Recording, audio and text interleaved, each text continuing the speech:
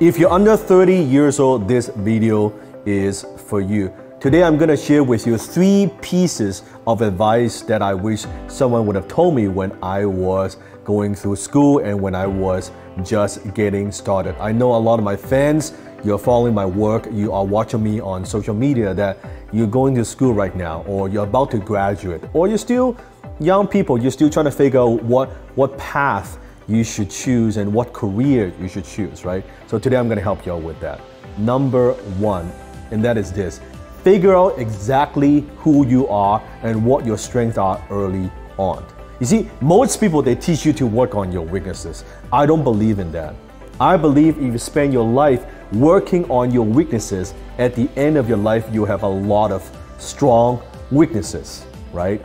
And what we want to do is to figure out who we are, what we are good at, what we are naturally good at. Chances are those are the things that we enjoy doing, that we have a passion for, right? Then you 1 or 2 things that you want to focus on, and you want to put all your energy into that, and you get exceptionally good. When you get exceptionally good, what happens is the marketplace will compensate you for it. So I think I see a lot of young people, they struggle because they say to me, well, Dan, I really don't know what I'm good at, or I don't know what I should focus on. I don't know what career I should focus on. Well, chances are, if you don't know what you need to focus on, you have not tried enough things, right? Because imagine if you're playing sports, right? Well, should you play basketball? Should you play tennis? Should you play ping pong? Should you play golf? Well, if you have not tried different types of sports, how do you know which one you are naturally good at and which one you enjoy? So instead of just thinking about, okay, I guess that's what I like, try things, experiment, right? Test new things. Once you've tried enough things, then you know what? Definitely I know these things I'm not interested in, and these are the few things that I think I'm good at. And you put a little bit more time into it. And naturally, you'll see that, hey, what comes easy for you might not be so easy for others. That's when you know you found your thing, right? That's your strength, that you're naturally good at something that other people are not good at. So advice number 1, figure out who you are and what strength you have, and focus all your energy on that 1 or 2 things. Advice number 2, and that is work for skills, don't work for paycheck.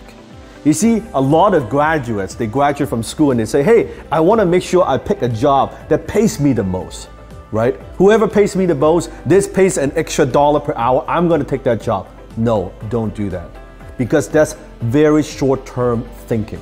When you work for a paycheck or when you work for money, you're always making decisions based on you get paid a little extra versus what's the overall vision you have for your life. Just because your parents tell you that you should take that job, you should focus on that career, or your friends are studying certain subject and then you say, you know what, maybe I should study that too, or a lot of people are studying computer science, maybe I should get into computer science. Well, may not be the case, right? What are you good at? What do you love? But at the same time, work for skills. In my early 20s, I was working for my first mentor, Alan, for next to nothing for 1 year. I was basically a volunteer, right? I was working in his office, learning from him. He took me under his wings. 1 solid year, I didn't get paid a whole lot. I was working less than minimum wage, right? It would make no sense.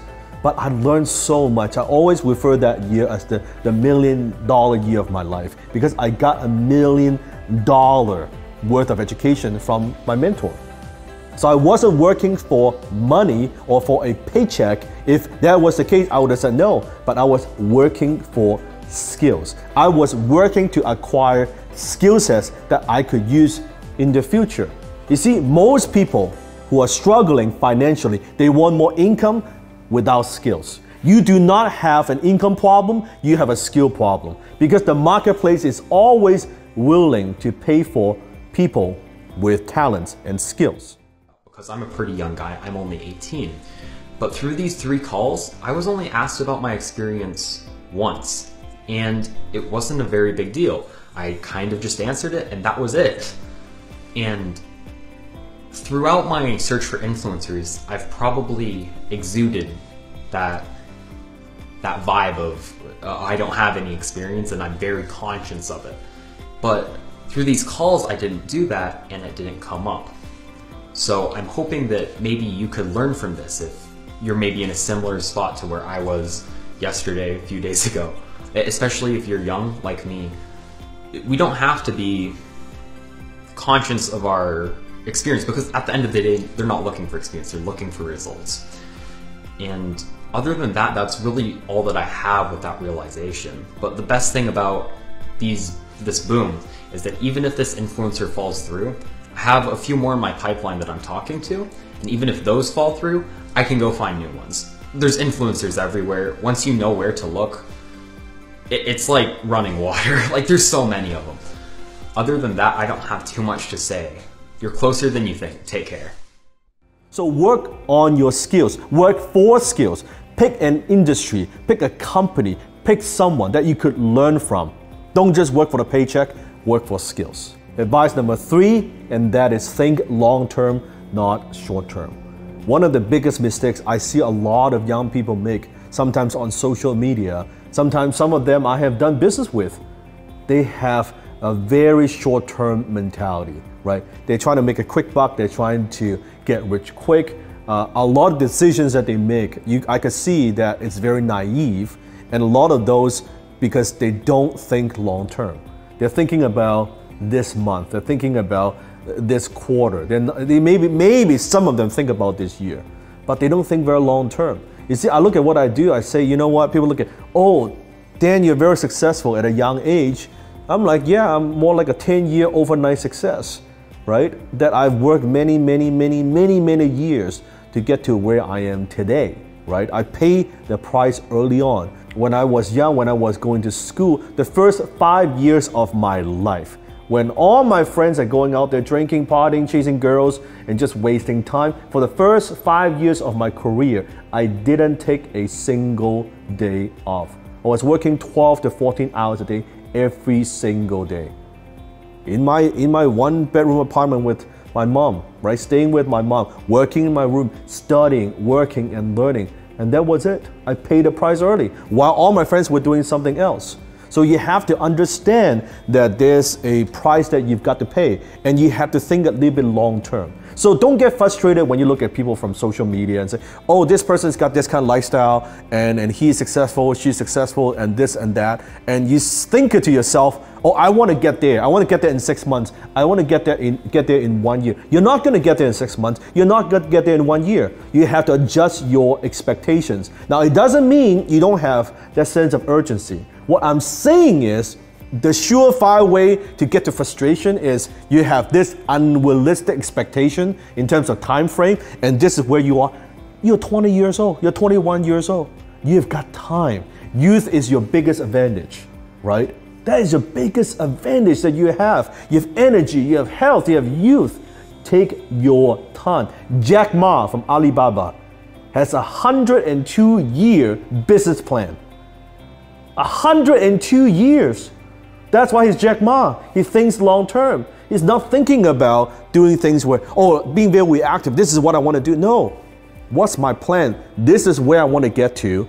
What do I need to do today? What skill sets do I need to acquire today? Who do I have to be today? What habits I need to develop today that will set me up for the success in the future? If you only look at that, you always get frustrated because you're looking at where you are, you're never good enough. You think you're never good enough. Don't focus on that, right? A tree becomes a huge tree not overnight. Years and years of nurturing. Years. And the first few years is like this tall. But when it grows strong, it's a different story. So figure out where do you want to be. If this is where you want to be, and this is your goal, your long-term vision, then you reverse engineer, figure out who do you have to be today to get that, right? What new skills do you need to acquire? What new habits do you need to develop in order to attain that goal? Does that make sense? Now, for all the young people out there, if there's one skill that I wish someone would have taught me when I was in my 20s, when I was 18, when I was 19, this would be that one skill. Click a link below and check out what skill I'm talking about. The one skill that could change your life.